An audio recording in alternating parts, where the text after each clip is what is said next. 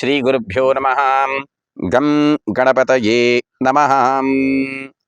ಗ್ರಹಗಳಲ್ಲಿ ಎರಡು ವಿಧವಾದ ಗ್ರಹಗಳು, ಒಂದು ಕ್ರೂರ ಸ್ವಭಾವ ಗ್ರಹಗಳು, ಮತ್ತೊಂದು ಸೌಮ್ಯ ಸ್ವಭಾವ ಗ್ರಹಗಳು.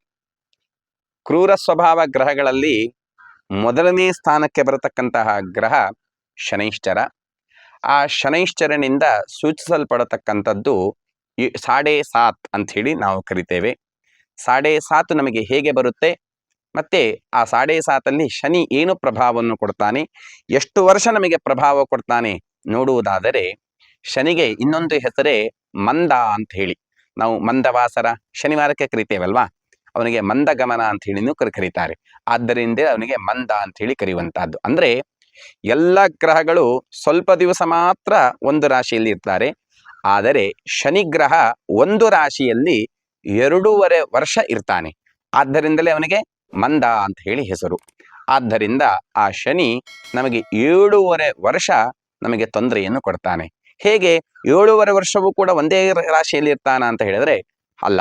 ಅವನ ಪ್ರಭಾವ ಯಾವ ರಾಶಿಯಲ್ಲಿ ಇರ್ತಾನೋ ಆ ರಾಶಿಯಿಂದ ಮುಂದಿನ ರಾಶಿಗೂ, ಆ ರಾಶಿಯಿಂದ ಯಾವ ರಾಶಿಯಲ್ಲಿ ಇರ್ತಾನೋ ಆ ರಾಶಿಯಿಂದ ಹಿಂದಿನ ರಾಶಿಗೂ ಅವನು ಪ್ರಭಾವವನ್ನು ಕೊಡುವುದರಿಂದ ನಿಮಗೆ ಉದಾಹರಣೆ ಹೇಳಬೇಕಾಗುತ್ತೆ, ಇಲ್ಲಾಂದ್ರೆ ಸ್ವಲ್ಪ ಮಟ್ಟಿಗೆ ಅರ್ಥ ಆಗೋದು ತಡ ಆದೀತು. ನೋಡಿ, ಮೇಷರಾಶಿಯಲ್ಲಿ ಶನೈಶ್ಚರ ಇದ್ದರೆ ಮೀನರಾಶಿಯವರಿಗೆ ಪ್ರಭಾವ, ಅದೇ ರೀತಿಯಾಗಿ ವೃಷಭ ರಾಶಿಯವರಿಗೂ ಪ್ರಭಾವ. ಯಾವ ರಾಶಿಯಲ್ಲಿರ್ತಾನೋ ಅವರಿಗಂತೂ ತುಂಬಾ ಪ್ರಭಾವವನ್ನು ಕೊಡ್ತಾನೆ. ಆದ್ದರಿಂದ ಈಗ ಯಾವಾಗ ಮೀನರಾಶಿಯನ್ನು ಬಿಟ್ಟು ಮೇಷರಾಶಿಗೆ ಶನಿ ಬರ್ತಾನೋ ಅವಾಗೆ ವೃಷಭ ರಾಶಿಯವರಿಗೆ 7.5 ಶನಿ ಆರಂಭ ಅಂಥೇಳಿ ನಾವು ತಿಳ್ಕೊಳ್ಬೇಕು. ಯಾವಾಗ ಮೇಷರಾಶಿಯನ್ನು ಬಿಟ್ಟು ವೃಷಭ ರಾಶಿಗೆ ಶನಿ ಹೋಗ್ತಾನೋ ಅವಾಗ ಮೀನರಾಶಿಯವರಿಗೆ 7.5 ಶನಿ ಪೂರ್ತಿ ಮುಗಿದಿದೆ ಅಂತ ಹೇಳಿ ಅರ್ಥ. ಯಾವ ರಾಶಿಯಲ್ಲಿ ಶನೈಶ್ಚರ ಇರ್ತಾನೋ ಆ ರಾಶಿಯವರಿಗೆ ಜನ್ಮ ರಾಶಿಯ ಪ್ರಭಾವ ಅಂತ ಹೇಳಿ ಅರ್ಥ. ಹೀಗೆ ಹಿಂದೆ ಇರತಕ್ಕಂತಹ ಶನಿ ಇರತಕ್ಕಂತಹ ಮುಂದೆ ಇರತಕ್ಕಂತಹ ರಾಶಿಗಳಿಗೆ 2.5 2.5 2.5 ಹೀಗೆ 7.5 ಅಂದ್ರೆ 7.5 ಶನಿಯ ಪ್ರಭಾವ ಇರುತ್ತೆ. ನೋಡಿ, ಶನಿ ಯಾವ ರಾಶಿಯವರಿಗೆ 7.5 ಇರುತ್ತೋ ಬಹಳವಾಗಿರ್ತಕ್ಕಂತಹ ಅಶುಭ ಫಲಗಳನ್ನೇ ಕೊಡ್ತಾನೆ. ಯಾಕೆ ಅಂತ ಕೇಳಿದರೆ ಅವನ ಹೆಸರೇ ಕರ್ಮಾಧಿಪತಿ ಅಂತ ಹೇಳಿ. ಕರ್ಮ ಅಂತ ಹೇಳಿದ್ರೆ ನಾವು ಮಾಡತಕ್ಕಂತಹ ಪಾಪಗಳು ಅಂತ ಹೇಳಿ ಅರ್ಥ. ಬೇರೆ ಗ್ರಹಗಳು ಸ್ವಲ್ಪ ಬೆಣ್ಣೆ ಹಚ್ಚಿಯೋ ಸ್ವಲ್ಪ ತುಪ್ಪ ಹಚ್ಚಿಯೋ ಫಲಗಳನ್ನು ಕೊಟ್ಟರೆ, ಶನಿ ಮಾತ್ರ ಹಾಗಲ್ಲ. ನೀವು ಏನು ಕರ್ಮಗಳನ್ನು ಮಾಡಿರ್ತೀರೋ ಅದನ್ನೇ ಕೊಡತಕ್ಕಂಥವನು. ಅದಕ್ಕೆ ಅವನಿಗೆ ಕರ್ಮಾಧಿಪತಿ ಅಂತ ಹೇಳಿ ಕರೀತಾನೆ. ಯಾವ ಮನುಷ್ಯನಿಗೆ ಇವತ್ತಿನ ದಿವಸ ಪಾಪ ಮಾಡಿಲ್ಲ ಅಂತ ಹೇಳಿ?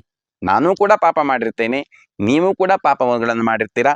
ಪ್ರಪಂಚದಲ್ಲಿರ್ತಕ್ಕಂತಹ ಎಲ್ಲರೂ ಕೂಡ ಮನಸ ವಾಚ ಕಾಯಿಕವಾಗಿ ಪಾಪಗಳನ್ನೇ ಜಾಸ್ತಿಯನ್ನು ಮಾಡುವುದರಿಂದ ಆ ಪಾಪಗಳನ್ನು ಕೊಡತಕ್ಕಂತಹ ಸಮಯಕ್ಕೆ ನಾವು 7.5 ಶನಿ 7.5 ಅಂತ ಹೇಳಿ ಕರಿತೇವೆ.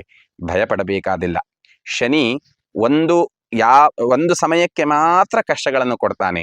ಅವನು ಬಿಟ್ಟು ಹೋಗುವಾಗ ಅಂದ್ರೆ 7.5 ಮುಗಿಯುವಾಗ ಉತ್ತಮ ಸ್ಥಾನವನ್ನೇ ಕೊಟ್ಟು ಅವನು ಅನುಗ್ರಹ ಮಾಡಿ ಹೋಗ್ತಾನೆ. ಹಾಗಾಗಿ 7.5 ಶನಿ ಇರುವರು ಭಯಪಡಬೇಕಾದಿಲ್ಲ. ಆ 7.5 ಶನಿ ಯಾವಾಗ ಬರುತ್ತೋ ಅವಾಗ ಆಂಜನೇಯ ಸ್ವಾಮಿ ಹನುಮಾನ್ ಚಾಲೀಸ್ ಪಾರಾಯಣಾದಿಗಳನ್ನು, ವಾಯುಸ್ತುತಿ ಬಂದರೆ ವಾಯುಸ್ತುತಿ ಪಾರಾಯಣಗಳನ್ನು, ಇಲ್ಲದಿದ್ದರೆ ಶನಿಯ ಮಹಾತ್ಮೆಯನ್ನು ಇಲ್ಲ ಶನಿ ಪೂಜೆಗಳನ್ನು, ಆದಷ್ಟು ಶನಿಗೆ ಸಂಬಂಧಿಸತಕ್ಕಂತಹ ಪೂಜೆಗಳನ್ನು, ಎಳ್ಳಿನಿಂದ ದೀಪಗಳನ್ನು ಹಚ್ಚುವಂತಹದ್ದು, ಎಣ್ಣೆಯಿಂದ ದೀಪವನ್ನು ಹಚ್ಚುವಂತಹದ್ದು, ಇಲ್ಲ ಶನಿಯ ದೋಷ ಪೀಡಾ ಪರಿಹಾರಕ್ಕೆ ಕಪ್ಪು ಬಟ್ಟೆಯಲ್ಲಿ ಎಳ್ಳುಗಳನ್ನು ಹಾಕಿ ಗ್ರಂಥಿ ತರ ಮಾಡಿ ದೀಪವನ್ನು ಹಚ್ಚುವುದರಿಂದ ಶನಿಯಿಂದ ಸೂಚಿಸಲ್ಪಡತಕ್ಕಂತಹ ಎಲ್ಲ ಗ್ರಹಚಾರಗಳು ಕೂಡ ಪರಿಹಾರ ಆಗುತ್ತೆ. ಯಾರು 7.5 ಇರ್ತೀರೋ ಅವರಿಗೋಸ್ಕರವಾಗಿ ಒಂದು ಉತ್ತಮವಾದ ಮಂತ್ರವನ್ನು ಹೇಳ್ತೇನೆ. ಆ ಮಂತ್ರ ಜಪ ಮಾಡಿದರೆ ಸಾಕು, ದಿನನಿತ್ಯ ಬರತಕ್ಕಂತಹ ಕಷ್ಟಗಳು ಕೂಡ ಪರಿಹಾರ ಆಗುತ್ತೆ.